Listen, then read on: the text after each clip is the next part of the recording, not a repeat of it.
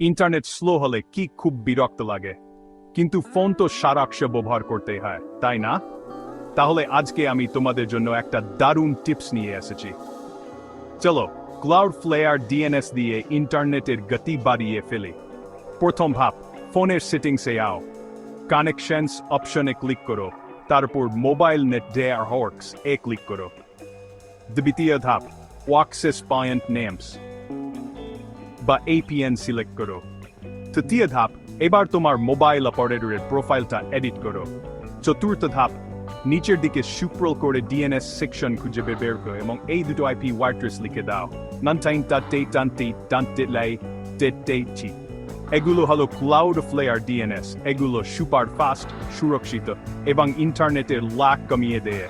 বাস, হয়ে গেল তোমার মোবাইল ইন্টারনেট এখন অনেক ফাস্ট। এই স্পিড এনজয় করো। আরও এমন দারুণ টিপস পেতে লাইক এবং সাবস্ক্রাইব করতে ভুলো না।